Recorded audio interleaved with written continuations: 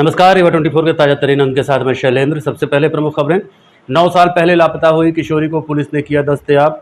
अब है 2 बच्चों की मां, पति के साथ है खुश। महिला मजदूर से दुष्कर्म कर फेंका कुएं में, मजदूरी के बहाने ले गया था आरोपी। दूल्हे ने किया शादी से इनकार तो दुल्हन ने उठाया आत्मघाती कदम। गंभीर अवस्था में इलाज जारी। और नशे के अवैध कारोबार को लेकर रीवा पुलिस को मिली बड़ी सफलता। रायपुर करचुलियान और सिटी कोतवाली थाना अंतर्गत भारी मात्रा में अवैध नशीली कप सिरप सहित कार व स्कूटी बरामद। इन खबरों सहित अन्य खबरें विस्तार से। 9 साल पहले लापता किशोरी को पुलिस ने प्रयागराज से बरामद किया है। सिरमौर पुलिस ने रीवा लाने के बाद कोर्ट में बयान कराए हैं। बताया गया है कि माता पिता द्वारा घरेलू कार्यों की वजह से डांट फटकार लगाए जाने पर वो घर छोड़कर चली गई थी। 9 साल पहले लापता किशोरी को पुलिस ने प्रयागराज से बरामद कर लिया है। सिरमौर पुलिस ने रीवा लाने के बाद कोर्ट में बयान कराए हैं। बताया गया है कि माता पिता द्वारा घरेलू कार्यों की वजह से डांट फटकार लगाए जाने पर वो घर छोड़कर चली गई थी। परिजनों द्वारा 9 साल पहले थाना में शिकायत दर्ज कराई गई थी। उस समय तलाश की गई लेकिन पता नहीं चला। इधर पुलिस ने नए सिरे से पतासाजी शुरू की और वो मिल गई। सिरमौर एसडीओपी उमेश प्रजापति ने बताया कि साल 2016 से लापता किशोरी की पतासाजी के लिए जो प्रयास किए गए उसमें सफलता मिल गई। Sirmaur TI JP Patel, SI Rajvrind Singh, आरक्षक सत्य प्रकाश अवधेश और महिला आरक्षक पुष्पा सिंह की मेहनत से उसे ढूंढ निकाला गया। बताया गया है कि घर से नाराज हो जाने के बाद वो अपनी मौसी के यहाँ चली गई थी। वहाँ से प्रेमी के साथ चली गई। अब 2 बच्चों की मां है। लापता किशोरी ने यहाँ से जाने के बाद कभी भी परिजनों से संपर्क नहीं किया। वो अपने पति के साथ प्रयागराज में नई जिंदगी की शुरुआत कर चुकी है और वहीं खुश है। उमेश प्रजापति एसडीओपी अनुभाग सिरमौर ने बताया कि पुलिस द्वारा वर्ष 2014 से लापता नाबालिगों की खोजबीन का ऑपरेशन मुस्कान के तहत विशेष अभियान चलाया जा रहा है। सिरमौर अनुभाग में पुलिस ने वर्ष 2014 से 2024 तक के लापता नाबालिगों की खोज के लिए अभियान चलाकर 15 लोगों को खोज निकाला है। बताया गया है कि शेष 7 लोग जल्दी ही बरामद कर लिए जाएंगे। इनकी लोकेशन मिल गई है। पुलिस मुख्यालय द्वारा वापस से चलाया गया था। उसके तहत जो ऐसे बच्चे जिनकी आयु 18 वर्ष से कम है और जो गुम गए हैं, जिनके माता पिता ने उनकी गुमशुदगी की रिपोर्ट की है, ऐसे बच्चे कहाँ पे हैं उनकी पता तलाश करके उनको दस्तयाब करके माता पिता को सुपुर्द करना है। उसी के पालन में जो है जितनी भी ऐसी डायरियाँ थी जिसमें कई सालों से बच्चों को लगातार पुलिस द्वारा ढूंढा जा रहा था और नहीं मिल पा रहे थे, उस पर वरिष्ठ अधिकारी जैसे हमारे एसपी साहब और डीआई साहब के जो निर्देश प्राप्त हुए थे कि इसमें संवेदनशीलता के साथ काम किया जाकर ऐसे बच्चों को अधिक से अधिक बच्चों को ढूंढा जाए। उस पर जो अनुभाग सिरमौर है जिसके अंतर्गत 3 थाने आते हैं, बैकुंठपुर, सिरमौर और सिमरिया, इन तीनों में जो ऐसी डायरियाँ पेंडिंग थी जिसमें बच्चे नहीं मिल पा रहे थे, उसमें साइबर सेल के विशेष सहयोग और बैंकों के विशेष सहयोग से हम ऐसे करीब 20 से ज़्यादा बच्चों को ट्रेस कर लिया है। उसमें से इस 20 में से लगभग 15 से 16 बच्चे हम ट्रेस करने के बावजूद उनको दस्तयाब भी कर लिए हैं और वापस भी ले आए हैं और उनके माता पिता को सुपुर्द कर दिए हैं। कुछ ट्रेस्ड बच्चे अभी जो पुलिस जो रूटीन है उसमें बिजी होने के कारण अभी हम टीम नहीं भेज पाए हैं। यथाशीघ्र हम उसमें टीम भेज करके जिन बच्चों को ट्रेस किया और अभी नहीं ला पाए उनको लाने का प्रयास करेंगे जल्द से जल्द। ज्यादा दिन के गायब बच्चों को कितना कठिनाई होती है ढूंढने में? क्योंकि बच्चे जैसे मान लीजिए 5 से 7 साल पुराना अगर प्रकरण हो गया तो उसमें माता पिता से जब हम बच्चों के संबंध में दस्तावेज मांगते हैं, क्योंकि हम कहीं ना कहीं दस्तावेजों के आधार पर ही वहाँ तक पहुँच पाते हैं, ट्रेस कर पाते हैं, तो माता पिता उनके दस्तावेज उपलब्ध नहीं कर पाते हैं कि ये चैलेंज आता है। फिर हमारे पास सेकंड ऑप्शन होता है कि ऐसे बच्चों के स्कूल से जा करके उनके दस्तावेज कलेक्ट करें और उन्हीं दस्तावेजों का उपयोग करके हम क्लू ढूंढते हैं और लिंक बाय लिंक जोड़ते हुए साइबर सेल और बैंक और अन्य संस्थानों के सहयोग से हम ट्रेस करने में मदद। लेकिन पुराने जो प्रकरण होते हैं उसमें थोड़ा सा कठिनाई होती है। सर, 9 साल पुराने मामले में एक बच्ची को आपने दस्तयाब किया है जो नाबालिग थी जाने पर, और बालिग अवस्था में उसको आपने दस्तयाब किया है। कितनी कठिनाइयाँ थी और क्या कुछ बताया उस बच्ची ने? जिस मामले की आप बात कर रहे हैं ये 2016 का थाना सिरमौर का मामला है जिसका अपराध क्रमांक 92/16 है। इसमें थाना क्षेत्र सिरमौर के एक फरियादी ने रिपोर्ट किया था कि उसकी बच्ची गुमशुदा हो गई है उसमें जो माता पिता थे वो अभी जब डायरी में हम वापस से काम करने के लिए गए तो माता पिता सहयोग भी नहीं कर रहे थे। उनका ये कहना था कि हमारे पास अब कोई दस्तावेज नहीं है, जिस कारण से मामले को ट्रेस करना थोड़ा सा टिपिकल हुआ। पर अंततः हम उस बच्ची को ट्रैक कर पाए और उसको हमने 2 दिन पहले ही प्रयागराज से दस्तयाब किया है। दस्तयाबी के बाद उस गुम बच्ची के माननीय न्यायालय में कथन कराए गए हैं।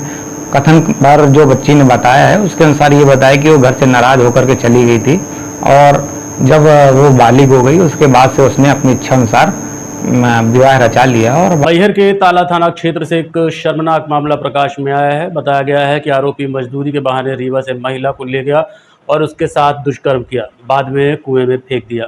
सीधी से मजदूरी करने आई महिला से मैहर के ताला में रेप के बाद कुएं में फेंकने का मामला प्रकाश में आया है। महिला को ताला थाना क्षेत्र में आज सुबह कुएं के भीतर घायल अवस्था में देखा गया। स्थानीय लोगों द्वारा दी गई सूचना के बाद पहुंची पुलिस ने घायल महिला को कुएं से बाहर निकलवाया और उपचार के लिए रीवा के संजय गांधी अस्पताल भेजा है। पीड़ित महिला की माने तो उसे मजदूरी के बहाने बुलाकर ताला ले जाया गया था, जहां उसके साथ रेप की घटना को अंजाम दिया गया और फिर आरोपी ने उसे कुएं में फेंक दिया। घटना के संबंध में पीड़ित महिला ने जानकारी देते हुए बताया कि वो सीधी जिले के खड्डी की रहने वाली है। पीड़िता के मुताबिक वो रोजाना मजदूरी करने के लिए रीवा सहित अन्य स्थानों पर जाती है। यहाँ काम करने आया था, मेरे साथ वो घटना ये तरह की। चलो बालू एक जगह है तो धरने का, तो बालू नहीं धराया, वो लग गया तो मेरा एक काम किया एक बार, हाँ एक बार, और बैठाए रह गए सारी दिन। फिर 7 बजे हमको कुइया में ढकेल दिया, मेरा पैसा ले लिया, मेरा मोबाइल ले लिया। ये घटने एक पोस्टमहा है, पोस्टमहा ये इसी घर पड़ता है। मैं तो सीधी तरफ की हूँ। आप कहाँ की हैं? मैं कुसमहार के खड्डी कुसमहार। काम करने कहाँ गई थी? मैं यही आई थी काम करने, रीवा पास रहे थे काम करने थे। आपको मैं कहाँ से गए? मेरे को रीवा से ले गया। कहाँ ले गए थे? वो ले गया उधर कुसमहा बोला था वो गाँव में, कुसमहा। रीवे में है? हाँ रीवा के अंदर में है। पहचानते हैं आप उसको? हाँ उसको पहचानते हैं। क्या नाम है उसका? उसका नाम है वो राजू बोलते हैं, राजू कुसमहा। शादी के ऐन मौके पर दूल्हे के मना करने से दुल्हन ने आत्मघाती कदम उठाया है। घटना मनगमा थाना क्षेत्र के मिसिरगमा गांव की है। शादी का मंडप सजने के बाद दूल्हे ने बारात आने से ठीक पहले शादी से इनकार कर दिया। दूल्हे के इस फैसले से शादी के घर में भूचाल आ गया। इसी दौरान दुल्हन ने आत्मघाती कदम उठा लिया, जिसे गंभीर अवस्था में रीवा के संजय गांधी अस्पताल में भर्ती कराया गया है। दूल्हे के द्वारा शादी से इनकार किए जाने के बाद मामला पुलिस के पास पहुंच गया। दोनों ही पक्षों ने थाने में अपनी अपनी बातें रखी। एक और दुल्हन के परिजनों का कहना है कि शादी के दिन दूल्हे ने अचानक फैसला बदला और बड़ी बेटी की जगह छोटी बेटी से शादी करने की बात करने लगा, जबकि 2 दिन पहले ही तिलक कार्यक्रम संपन्न हुआ है और आज बारात रीवा के एक विवाह घर में आने वाली थी। इधर दूल्हे का आरोप है कि लड़की पहले से ही शादीशुदा है, जिसका 2022 में तलाक हुआ है। इसकी जानकारी उसे नहीं थी। दूसरी ओर दुल्हन पक्ष का कहना है कि जिस व्यक्ति के द्वारा शादी लगाई गई वो दूल्हे का रिश्तेदार है और सारी जानकारी दी गई थी। परिजनों ने बताया कि दूल्हा सीधी जिले का रहने वाला है। विवाह तय होने के बाद वो लगातार संपर्क में रहा। जब ये मामला पुलिस के पास पहुंचा तो मामला बनने के बजाय बिगड़ता हुआ दिखाई देने लगा। इसी बात को लेकर दुल्हन ने आत्मघाती कदम उठा लिया, जिसकी हालत गंभीर बनी हुई है। बच्ची की शादी कल 16 तारीख को हमारे यहाँ से तिलक गया था। 17 तारीख को जब वहाँ से फ़ोन आया, बोले कि हम शादी नहीं करेंगे। लड़की की झूठ बोल के शादी की जा रही है। लड़की की शादी एक बार पहले हो चुकी थी, आपने मेरे को बताया नहीं था। जबकि हम जिसके माध्यम से शादी कर रहे थे उनको सब कुछ पता था, वो हमारे गांव की ही हैं। अभी क्या कह रहा है लड़का, क्या कह रहा है, क्या मांग रहा है? लड़के की डिमांड है कि अगर छोटी बच्ची से करेंगे तो मैं करूंगा, उनके फैमिली का कहना है, और दहेज की मांग कर रहे हैं। आज ही बारात आनी है और आज ही उसका फैसला बदल गया। हाँ। तभी लड़के ने कल उन्होंने कल बताया था, कल हमने मनगमा थाना में भी आवेदन एक दिया था। फिर आज बच्ची जहर ही खा ली। ये लड़का कहाँ का है, क्या करता है? ये लड़का है सीधी का, परिसीधी गांव है, पोस्ट करौनी है। और बिजनेसमैन है, बिजनेस करता है। कि शादी कब लगी थी इनकी? शादी लगी थी फरवरी में। अभी तक उनको कोई अभी तक कोई नहीं, 4 महीने शादी सेट हुई अभी तक उनको कोई कुछ भी नहीं बताया। अब कल जब तिलक करने के बाद वो हमें कल बता रहे हैं। आज हमारे यहाँ बारात आनी थी। हम लेन देन नहीं बताते हैं। हाँ, लेन देन जो हमारा पहले उनकी बात होती वो हमने पूरा लेन देन किया था। 16 तारीख को पूरा पैसा जो हमने वो मांगे थे उनकी बात पूरी की गई थी। आज अचानक मना कर हाँ नहीं, वो हमें कल ही मना किए थे। कल किए थे दोपहर में 12 बजे के आसपास। जब वो हमें मना किए तो हमने मनगावा थाने में सूचना भी दी थी। अच्छा, ये जो जिसकी शादी अभी होनी थी, क्या है तो उसका ये भी शायद कहना है कि उसकी शादी पहले हो चुकी थी, हमको पाया गया, क्या ऐसा ही? हाँ, ये पहले शादी हो गई थी, पर जिसके माध्यम से हम शादी कर रहे थे उनको सब कुछ जानकारी पूरी थी। और जिनके माध्यम से हम करते उनके मौसी सास का लड़का ही है और वो हमारे गांव के ही रहने वाले हैं। अपनी रिश्तेदारी में करवा रहे थे। मतलब आपका मानना है उसे सब जानकारी थी, लेकिन बिल्कुल सब जानकारी थी, क्योंकि अगर वो हमारे गांव के रहने वाले हैं और वो 4 साल पहले का रिश्ता है तो उनको ऐसा संभव थोड़ी ना है कि वो उनको पता ना होगा कि हमारे गांव की लड़की है, शादी हो गई, उनको पता नहीं चलेगा। रीवा पुलिस ने नशे के खिलाफ बड़ी कार्रवाई करते हुए एक आर्टिगा कार से अवैध नशीली कप सिरप का जखीरा बरामद किया है। इस दौरान 3 आरोपियों को गिरफ्तार किया गया है। देखिए ये रिपोर्ट। रीवा पुलिस अधीक्षक विवेक सिंह के निर्देशन में साइबर टीम और रायपुर करचुलियान पुलिस ने संयुक्त कार्रवाई करते हुए MP 17 GZ 2513 नंबर की आर्टिगा कार से 1162 सीसी ऑनेक्स कप सिरप बरामद की। जब्त माल की कुल कीमत तकरीबन 2,26,000 रुपये आंकी गई है। गिरफ्तार आरोपियों में लकी गौर उम्र 28 साल निवासी हरदुआ थाना सिरमौर, ब्रजेश साकेत उम्र 19 साल निवासी रजौरा थाना सिमरिया, अनिल साकेत उम्र 40 वर्ष निवासी ऐठन थाना सिमरिया शामिल हैं। पुलिस ने कार, मोबाइल फोन और नगद रुपए जब्त किए हैं। अन्य फरार आरोपियों की तलाश जारी है। मामले की जानकारी देते हुए अतिरिक्त पुलिस अधीक्षक आरती सिंह ने बताया कि रीवा पुलिस के लिए बड़ी सफलता है। पुलिस जल्दी ही नशे के अवैध कारोबार से मुक्ति दिलाने के प्रयास में जुटी हुई है। ये जैसा कि हमारे वरिष्ठ अधिकारियों के निर्देश थे, IG सर, DIG सर और SP सर, कि अवैध नशीले ये जो सिरप हैं इनके अगेंस्ट में प्रभावी कार्यवाही की जाए। इसी तारतम्य में थाना रायपुर करचुलियान इसके अंतर्गत ये कार्यवाही की गई है। SDOP चौथर जो हैं हमारे उदित मिश्रा, उनके नेतृत्व में ये कार्यवाही की गई है। और मुखबिर से ये सूचना मिली थी कि आर्टिका गाड़ी में ये अवैध नशीला कप सिरप इसकी तस्करी की जा रही है। टीम बनाई गई, वरिष्ठ अधिकारियों को सूचित किया गया।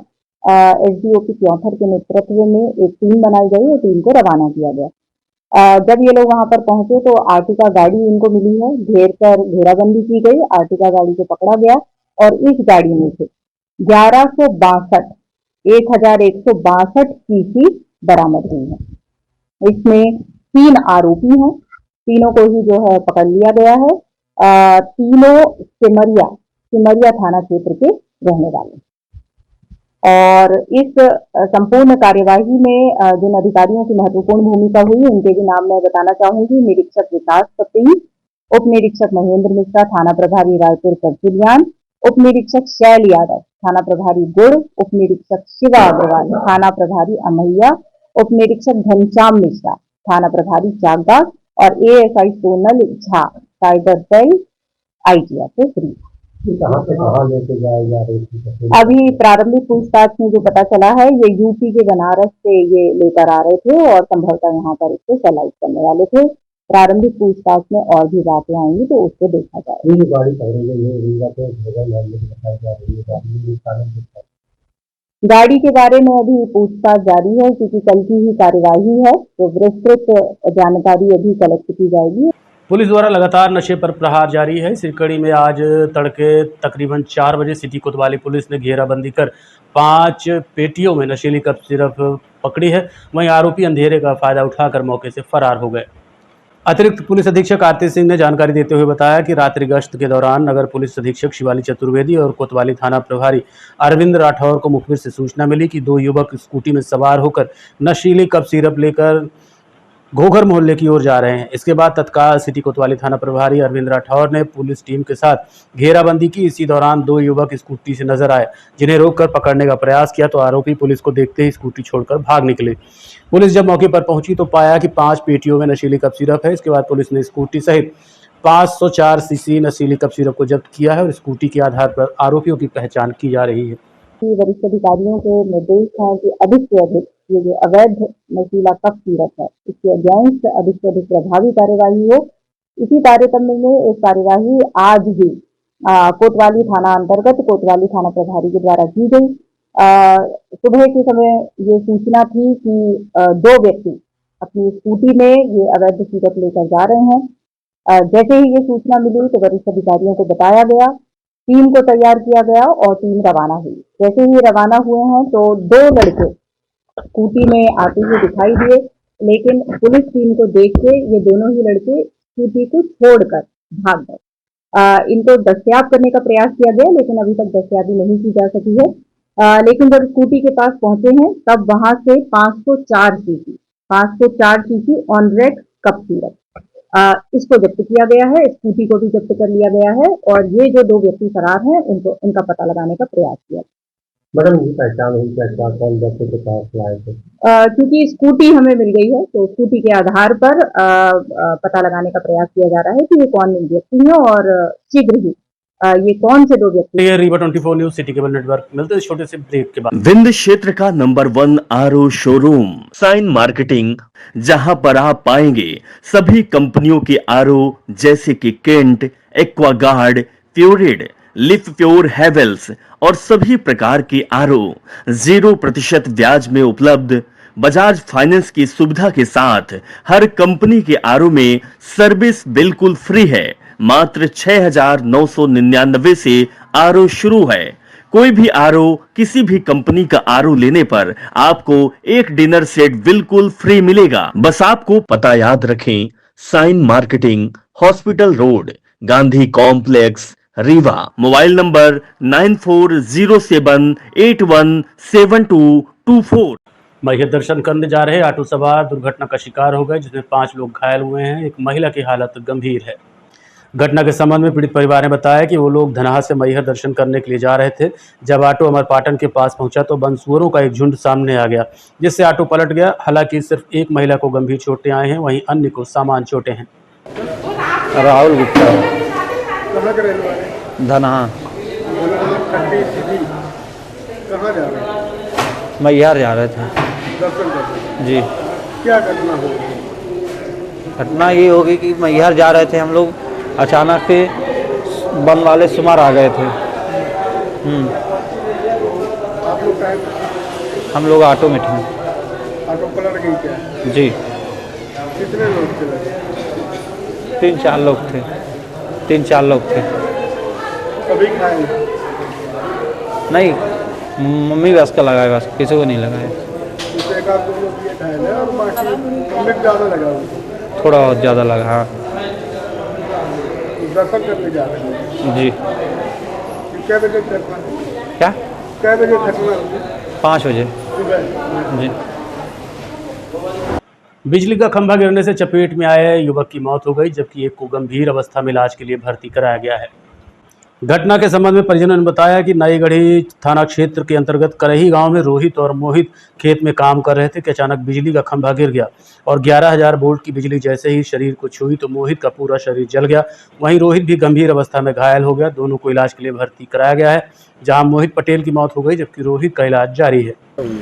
मेरा भाई है मोहित पटेल, जो करही में रहता है। 11,000 लाइन चालू नहीं थी, मतलब खंभे पोल गड़ रहे थे। बिना इंफॉर्मेशन के लाइट चालू कर दिए, खंभा गिरा, अचानक करंट लग गया। कहाँ पर घटना घटी? ग्राम करही, पोस्ट बरगमा। थाना कौन सा लगता है? थाना नईगढ़ी लगता है। कितने बजे की घटना है? घटना 7-7:30 बजे की है। और कोई घायल भी हुआ है उसमें? हाँ, भाई हुआ है दूसरा जी। उसका क्या नाम है? रोहित पटेल। क्या स्थिति है? उसकी स्थिति ठीक है सर। ठीक है जी। पहले वाले कहाँ पर जले थे? पूरा शरीर जल गया था जी। मोहित पटेल। कैसे घटना कैसे कुछ? घटना क्या है सर, आंधी तूफान आया हुआ था, खंभा लटका हुआ था, फिर अचानक गिर गया। खेत में काम कर रहे थे ये लोग तो। अच्छा, दोनों लोग खेत में काम? जी सर। गेहूं की गहाई वहाई? जी, गेहूं की गहाई। तो गहाई करते समय खंभा गिर गया जी। तो कितने लोग उसमें चपेट में आए थे? 2 लोग। एक की मौत हो गई जी। वो खंभा कब नया गड़ा हुआ है सर, अभी अब ना तो कोई इंफॉर्मेशन हुई पेपर ऊपर में छापना चाहिए था ना, लाइट चालू करने वाले हैं। अच्छा, बिना सूचना के। और आगे पोल गड़ा हुआ है, उधर आगे तार भी नहीं गया हुआ है। लास्ट वहाँ कोई कुछ भी ना बताए हुए लाइट चालू कर दिए। ये Rewa 24 news city cable network. मिलते हैं छोटे से ब्रेक के बाद। हड्डी जोड़ एवं रीढ़ रोग तथा स्त्री रोग एवं प्रसूति रोग का इलाज एक ही छत के नीचे। विघ्नहर्ता hospital and trauma centre, hotel landmark के पास, रतहरा, रीवा। डॉक्टर संतोष सोनी, पूर्व चिकित्सक, बॉम्बे हॉस्पिटल, मुंबई। हड्डी जोड़ एवं रीढ़ रोग विशेषज्ञ, छोटे चीरे एवं दूरबीन विधि द्वारा हाथ तथा पैर की हड्डियों का ऑपरेशन। गठियाबात, जटिल एवं बिगड़े हुए फ्रैक्चर का बेहतर इलाज करते हैं डॉक्टर संतोष सोनी। विघ्नहर्ता हॉस्पिटल ट्रॉमा सेंटर में ही स्त्री एवं प्रसूत रोग विशेषज्ञ डॉक्टर शैलजा सोनी भी उपलब्ध हैं, जिनकी देखरेख में नॉर्मल डिलीवरी, सिजेरियन ऑपरेशन एवं बच्चेदानी से संबंधित ऑपरेशन की बेहतर सुविधा। संतानहीन दंपत्ति तत्काल संपर्क करें। विघ्नहर्ता hospital and trauma centre, hotel landmark के पास, रतहरा, रीवा। सुविधाजनक एवं सफल इलाज हेतु आज ही संपर्क करें। विघ्नहर्ता hospital and trauma centre, hotel landmark के पास, रतहरा, रीवा। मोबाइल नंबर 7828781983 अथवा 8462956774 पर।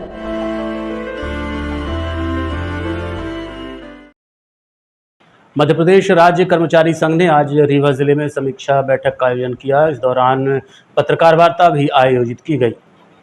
मध्य प्रदेश राज्य कर्मचारी संघ ने आज रीवा में समीक्षा बैठक आयोजित की। इस दौरान उन्होंने सदस्यता अभियान और तहसील स्तर, विकास खंड स्तर और जिला स्तर पर कार्यकारिणी के गठन सहित अन्य मुद्दों पर चर्चा की।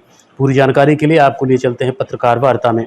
1,20,000 सदस्यता का लक्ष्य पूरा करेंगे और आज हमारा पूरे प्रदेश में सदस्यता का अभियान चल रहा है और इस अभियान के तहत जो हमारी सदस्यता सूची तैयार होगी, ये सदस्यता सूची हम मध्य प्रदेश शासन सामान्य प्रशासन विभाग को सौंपने वाले हैं। इसी बीच में सदस्यता के साथ साथ हमारी तहसील, विकासखंड और जिला कार्यकारिणियों के निर्वाचन भी हो रहे हैं। मैंने अभी पूरे प्रदेश का संभागीय दौरा बनाया था और प्रत्येक संभाग पे हमने राज्य कर्मचारी संघ की बैठकें की हैं। आज हमारे 8वें चरण पे हमने आज यहाँ रीवा संभाग की हम समीक्षा बैठक कर रहे हैं। आज की बैठक में हमारे रीवा संभाग के समस्त जिलों के अध्यक्ष, सचिव, कोषाध्यक्ष सम्मिलित हुए हैं।